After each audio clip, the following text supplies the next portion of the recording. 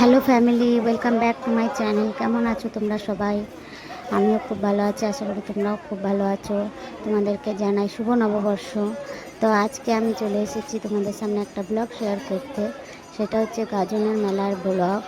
তো মেলা কাল থেকে, মানে যেদিন আমি যেদিনকার ব্লগটা শ্যুট করছি তার সেদিন থেকে অবশ্য মেলা স্টার্ট হয়ে গেছে। ব্লগটা আমি ছাড়তে পারিনি কারণ আমি টাইম পাইনি, তো কদিন পর লেট হয়ে গেল একটু। তো আমি চলে এসেছি ছেলে পেলেকে নিয়ে কালী মন্দির। আর কালী মন্দিরের সামনে যে এটা মেলা বসেছে, এই মেলাটা বড়, আরও বড় মেলা ওই সামনের দিকেও বসেছে, ওটা তোমাদেরকে পরে দেখাবো। তো চলে এসেছি ওদেরকে নিয়ে, কারণ আমি তো আসতে পারিনি সকাল থেকে। তো ভাবলাম এখন একটু ঘুরে আসি, একটা আইসক্রিমও খেয়েছি, ছেলেগুলোকে আইসক্রিম খাইয়েছি, কারণ সেদিন পুজো, গাজনের পুজো ছিল। তো নিরামিষ খাওয়া দাওয়া করেছি, সকাল থেকে উপোস ছিলাম যতক্ষণ পুজো না হয়েছে। তারপর নিরামিষই খাওয়া দাওয়া করেছিলাম। তো দেখো এখানে 108টা পাঠা বলি হয়। কালী মন্দির, মা কালী আছে, বাবা ভোলেনাথ আছে, তোমাদের আগেও আমি শেয়ার করেছি।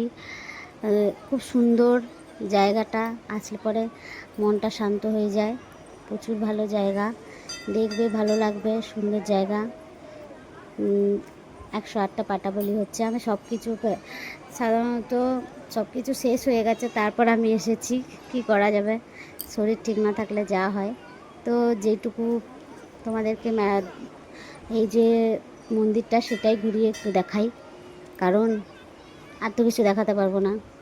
দেখো প্রচুর লোকের ভিড় সকাল 6টা থেকে, সেই সকাল 6টা নয় বলতে পারো কালকের থেকেই চলছে। আর এখন সন্ধ্যে বিকেল 4টে থেকে সেই শুরু হয়েছে পাঠা বলি। সন্ধ্যে এখন 6:30 বাজে, এখনও শেষ হয়নি।